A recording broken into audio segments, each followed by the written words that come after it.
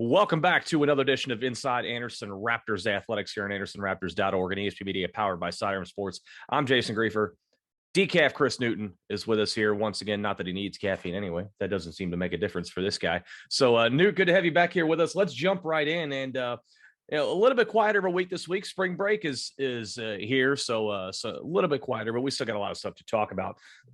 Let's start off on the diamond with your baseball team and the way things are shaking out here. Getting some nice performances right now. We've talked last week how they got the potential to swing the bats and score a lot of runs, and that might come into play this week. And you've got a couple of games slated against Winton Woods, and if Mother Nature allows them to be played, and we'll talk a little bit more about the weather aspect a little bit later in the program. But we look at the way Winton Woods is shaping up early on the season. They're 0-7, and they've only scored 2 runs on the season. It's just a struggle for them thus far in the campaign. We know the ECC is going to beat itself up as the year goes on. There's just so many quality programs, yours included, vying for the top half of the league and a league title. So from that perspective, I'm curious to know if you or the coaches and even the players feel like this 2-game set for Winton Woods, if you get them both in, or 2 games you got to take care of. Oh, there's no doubt about it. Incredibly important to, when you have the opportunity, in all sports, there's games you got to win. There's games that it's going to be a struggle to win. And there's games that are 50-50. You hope to win. You have to win every game that you're slated to win on paper. And this is huge. We got to go out, and we not only got to win, we got to play well and give ourselves some confidence in some areas. And by doing that, we can right the ship here a little bit. And I think great things about them. They got a lot of good things going for them. It's just it comes down to a kind of a confidence level. And again, you got to find your chemistry, new coach, you got to find out where things are working and where they're not, and make some adjustments. And our coaching staff is doing that, and they're very upbeat. But you're right. These are 2 big games.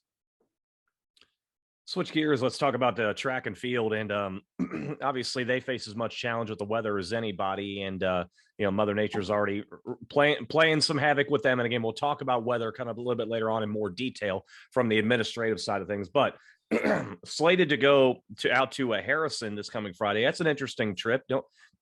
Don't see that name pop up on the schedule for Anderson Athletics quite a lot. So, a new place to go to perhaps there later on this week. So assuming Mother Nature cooperates and we're able to get this in for the runners and the shot put and discus athletes out at Harrison, what's the overall task? What do the coaches want to see from the athletes, especially knowing that you're coming home next week? You've got the big one next week at Anderson. Yeah. Well, yeah. And you're right. We were out at Ross Friday night, and I'm telling you, there was some kind of new form of precipitation. I've never gravel or something like that it was defined as these snow pellets that came down. The track was completely white.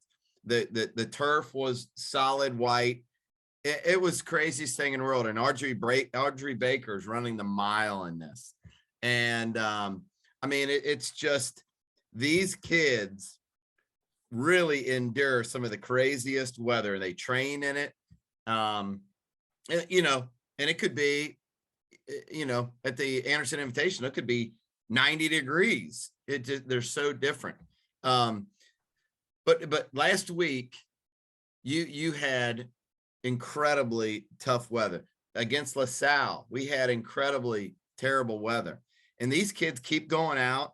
I mean, we had PRs all over the place. We had 1, 2, 3, 4, 5 PRs on the boys' side Friday at Ross. Alex Stanyard on the high jump, and I'm telling you, Jace, these kids were slipping and falling all over the place on the high jump. It was a tad bit dangerous. But Jake Richards out there, Ross's AD. I'm going to tell you what, man, that guy is a class act. He came down and he made sure everything was safe. And he did a great job out there. But you can't control the weather. Cam Mathis got a PR in his discus. Tate Brandon keeps getting better. PR in the 100. Alec Jason, PR in the 100. Keith Phillips, PR in the 3200. So, I mean, these kids are going out. They're not caring about the terrible weather. They're giving it their all. And that's exciting to see. So, you know, when we go out to Harrison on Friday night, we've been through the 34-degree weather, like light snow. We've been through the around 39-degree snow pellet grovel weather. Okay, whatever the heck that is. I'm a science teacher. I've never heard of that in my life.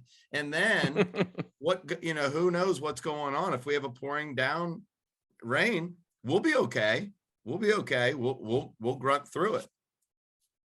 Well, I look at the weather right now, and we're recording this on Monday morning. Friday is slated for partly cloudy and 65 degrees. Yeah, right. Right now. That's going to change, I'm sure, at some point down the road. So hopefully that cooperates. So to that point, then, when you have all these kids out there on the track, you know, throwing the shot put, throwing the distance, going, you know, jumping, what have you, in these conditions, do the coaches leave it up to the kids to say, hey, if you want to go, or do they collaborate with the kids and say, hey, maybe this event right now with the weather right there, maybe we should think about sitting this one out to avoid injury? Oh, they definitely talk with our kids. And, you know, we'll now, you know, like, you know, Coach Wolf, Coach Rajinski, and Coach Lee been around long enough. And the relationships that they build with our kids are good enough where they talk. And, you know, we never want a kid to go out there and do something that they're not fully comfortable with and 100% behind. But Jace, we got great kids. I mean, they want to compete. They'll do anything in the world to compete. And so, you know, I just think of young lady, Kate Dorco, who it was the 400, you know, she's battling it, and just watching her, you know, she was like 10 yards, 15 yards down in a backstretch. And a lot of these girls are tightening up, finishing, and, you know, she's passing them here at the very end. You know, she very easily could have just rode it out and made sure she didn't pull anything or stuff like that. These kids are going to go, and they're going to go 100 miles per hour. And so our coaches talk to them and make sure that they're 100% committed behind it, because that's when injury happens. When you're not 100% committed to what you're doing, then you're going to get injured. And they make sure they talk about it. And if a kid is, hey, let's go, we're going to get after it. Aid North, same thing in the shot put. She won that again. I'm pretty sure she won the discus as well, and shot put and discus again. That's terrible conditions for her to throw in. She's slippery. This is a young lady that went to state last year twice, you know, in the discus and the shot. She could have very easily sat this out. You know, this wasn't going to make a big deal, but she wants to compete. And you just got to take the reins off and let them go. Well, and then the results show that that's the right decision to let them go as well, because they're delivering the goods no matter the weather conditions. Again, knock on wood, 4 days from now, from recording to the actual event, 65. But again, science teacher here, he's not buying that in any way, shape, or form to this juncture. So we'll see what happens there, and maybe get a weather report for later on in the week. Let's switch gears. Let's talk about your lacrosse programs. Let's start with the boys first. Yes. Get a big win late in the week, a 10-8 win to extend a win streak to 3 straight now. So after a slow start, kind of starting to right the ship a little bit. And now with spring break, they've got some time off. They're not back in action until a week from Tuesday against McNick. So heading into the break on a right note. But one of the things that's been the key here is they've really started to clamp down defensively. You know, during this 3-game win streak, you've only given up 13 goals during this time, as opposed to the first 2 matches of the year when you took losses there. You gave up 31 goals in those 2 losses. So 31 in the first 2, 13 in the last 3. And the results obviously flip from losses to nice wins. What's been the key there to that defensive turnaround? Yeah, well, I can tell you this, the key to the whole turnaround, and I'm so proud of these kids. The key to the whole turnaround has been Connor Casey being healthy. And we got him back. I mean, he's our hammer, man. He's the bell cow that he was out early in the year. Mm-hmm. And, when he came back in, he just gave our team such a shot of confidence. And when he stepped on the field, our kids didn't, they went from hoping to compete to thinking they can win, knowing they can win. And he's been huge. So that's just been enormous. But then you've got, Austin Kroner has really stepped up his game. Zach Zay in the back there, Seth Wake in the back. They are Cole Hinkle in the back. They are all stepping up and being big. And what happens is, Connor Casey's been scoring some goals. And what happens is that puts the, kind of a different pressure on the opponents. And they might shoot a little earlier than what they do. So, because they're down. And what happens is, our defense doesn't have to play as long, doesn't have to move around as much, and we're being successful. Our kids are physical in the back too. Zach Zay, Cole Hinkle, Seth Wake, all football players, man, they're in the back there, and they're physical. And so what's been happening is we're winning loose balls and stuff like that. But, I cannot be happier with our boys lacrosse. And we had a little, it's Coach White's first year and feeling some things out as the head coach. And we had a little difficulties getting started. And our kids know that, we stressed we're not going to get better on the field until we get better off the field. And our seniors have done an amazing job of corralling the bunch and making sure we're all, going after the same goal. It's been awesome. Speaking of seniors who are doing things in a big way over on the girls' side, how about Ryan Armstrong putting 5 in the net in a road win at Lebanon late last week, 10-9 to knock Lebanon from the ranks of the unbeaten. She also had the winner late in that one. They're also in a bit of a break right now because of spring break. You're next in action there next week against Mount Notre Dame. I mean, obviously that's no slouch there to have a break in front of. But just talk to us about Ryan's leadership and her play on the field. Obviously, scoring 5 of the 10, including the winner against Lebanon, is a big deal. But just her overall play and what she brings to this girls lacrosse program. Yeah, you're not kidding. And I got to tell you, if you see Ryan Armstrong, she might be the last one that you would just by looking at her would be an absolute hammer on the lacrosse field. I mean, she's a tiny little thing, and tiny in stature, huge in heart though. She is tough as nails. She's a cross country runner, and those kids, I mean, they're crazy. Okay. I mean, a light day for them is like 11 miles out on the course. I mean, they got something wrong with them. And is that running or driving? What's that? Is that running or driving? It's running. I'm telling you. Oh boy. They are they're tough as nails. Yeah, you watch them get done with the race, and it's like everything that they have in their tank is completely empty. So she's built tough. There's no doubt about it. So one of our young ladies was out. Kennedy Coldiron, or one of our top goal scorers, was out. And so I think, and this was, imagine this was terrible weather. We were up at Lebanon. I can't remember what day that was. I think it was Thursday. Yeah. It was Thursday. Oh, it was awful weather. And she took it upon herself. I mean, she put the team on her back, and there's no doubt. I remember her last goal. It was about a minute left, and she took it. We were having trouble. About 2 minutes left. We were having trouble getting it up the field. Aiden Layton did a great job in the goal, but we were having some turnovers.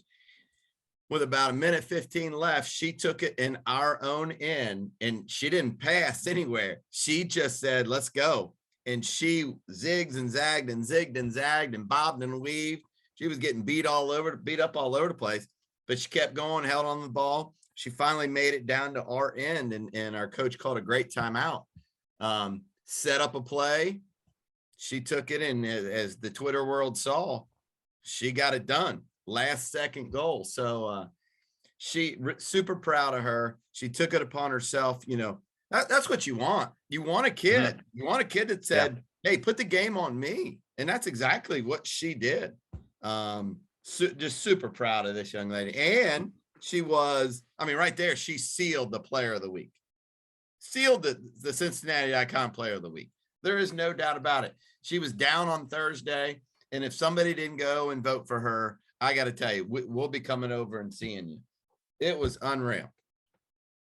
Do the right thing, Cincinnati.com. That's right. Just saying. Just saying. Right. You're gonna have an argument on your hands. I'm on spring break. I could sneak out of the office at any time. Yeah. He's got a little more free time. Yeah, yes. He's got a little more free time on his hands this week. Yes. And so if you hear a knock on your door, that means you didn't vote, and I'm not happy. So, switching gears, moving on to your tennis team here right now. They're still unbeaten in the ECC. They're going to look to keep that going this week, assuming Mother Nature cooperates against Little Miami and Kings. We touched last week on Allie Daly making the move and wasn't able to play with the girls this past fall. She's now playing with the boys this spring. And you alluded a little bit last week to the other teams coming into a matchup and seeing, whoa, there's a young woman on the other side.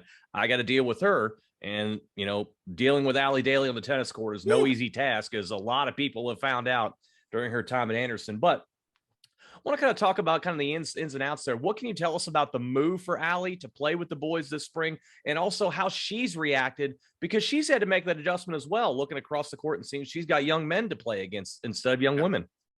That's funny you asked, Jace, because I talked with her. What was it? Maybe Monday or Tuesday. I can't remember when we played Bartels Road. She had a big win versus Bartels Road. I believe she won 6-0, 6-0. And so I was talking to her while we had another match going on. We played up at the Mercy Healthplex because of the terrible weather. Imagine that. So we were sitting down there talking, and I was talking to her, like her sister is our JV coach as well. So I was talking to them both about, the comparisons of playing between the boys and the girls, because her sister was a national player as well, played all over the country. So it was very neat, because she was talking to me about, she's a power hitter. There's no doubt about it. And when in the girls, when she's playing the girls, a lot of the times she's the one supplying all the power, and the other girl is just trying to get it back on the other side and get back on their side. And I think you can spend a ton of energy when you're the only one supplying the power. And I don't mean all the time, but the majority of the time. Whereas in the boys, she doesn't have to be the one that's supplying the power all the time. And so she can conserve a little energy early on in the matches. And so she has it later on. And she was just telling me how much she enjoys playing the boys because of that. And other reasons.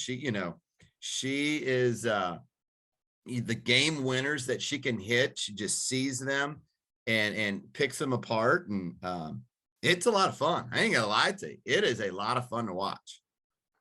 Make her a more well-rounded player as well. They kind of have to focus just as much defensively in as opposed to just, dropping the hammer on somebody. So kudos to her for doing it. And as you said, pulling out 6-0, 6-0 wins against your rival, on the boy playing against a young man on the other side, that's nothing to shake a stick about. But again, that seems like it's another day at the office for Allie in her career in Anderson for sure.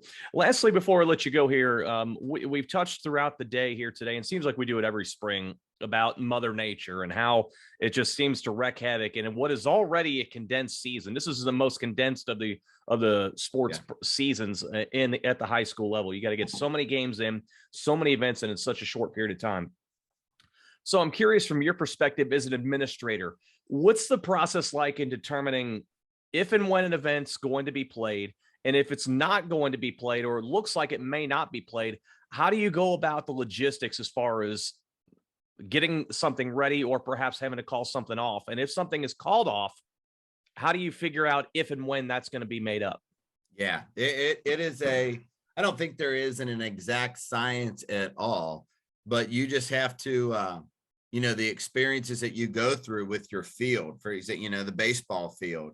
I've been here now at Anderson for 14 years. So I've been around that baseball field for 14 years. You kind of get a good feel on what it's about, and been around baseball fields my whole life. And so it's a little bit of a guessing game throughout the day. When to hop on it with the drag, when to turn it up, when to do this, when to do that, when to hand rake it. And so, it's a little nerve wracking as well, because you never want to put a kid in a bad position.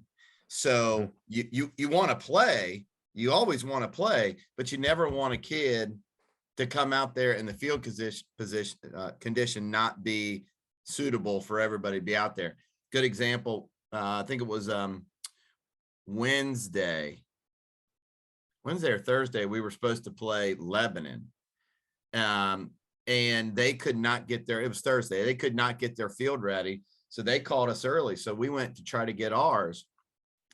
And, I just could never get the feel that it was going to be a good enough field that we could bring them over and be comfortable in them coming over to play on our field when they couldn't get theirs ready. So you have to find the right the right conditions, and sometimes it's a guess, and you hope you guess correct. Like if you decide at 2:00, because you got to decide because of the buses, you don't wait till 5:00. You got to decide at 2:00 because you cancel buses and all that. And if you do cancel it, you hope it pours down rain after you cancel it to make it look good. And if you do play, you hope it comes sunshine. You also have to be smart about, with baseball and softball with the grass. There's a lot of times your maintenance department can't get out there and cut grass in the spring because it's raining all the time. And, they might get the one day that it's nice, they might have something going on and they can't get out and cut the grass. So you kind of got to take advantage and do things when you can. Yesterday was a beautiful day. And Mama Newt is a really nice lady. So when I asked her if I could go cut the baseball field because it was a nice day, it's like I got the okie dokie. So yesterday I got to cut the field because today, it's already been raining here at Anderson. So there's no way we could have cut the grass. Right now it's soaking wet. And so it's a strange thing. You got to have a lot of nice people. You got to have a nice partner that lets you do things when the opportunity arises. And, it's kind of a guessing game. Same thing with track. I always talk about Andy Wolf, when it's pouring down rain or snow, I always say, Andy, should we be doing this? And Andy reminds me, well, Newt, they call it an all-weather track for a reason. Okay. So, it gives a lot of ADs very gray hair at times. Point of all this, folks, have a good partner to check in with and make sure you get the proper permissions. The younger folks out there who aren't married, make sure to check in with the partner and earn the proper permission. And in some cases you get to come on here on a platform like this and earn a few brownie points as well. So kudos to you for doing that. And we appreciate the insight on kind of the behind the scenes on how that goes. And with that, we wrap up this episode, Newt. A lot of great insight here today. Looking forward to next week, getting back to hopefully a full slate of games to talk about. Yes. And we don't have to talk about this rain out stuff anymore. Or grovel out, whatever you want to call it. So new terminology this week. We'll see what Newt brings us next week on Inside Anderson Raptors Athletics here at AndersonRaptors.org and ESP Media, powered by Sidearm Sports.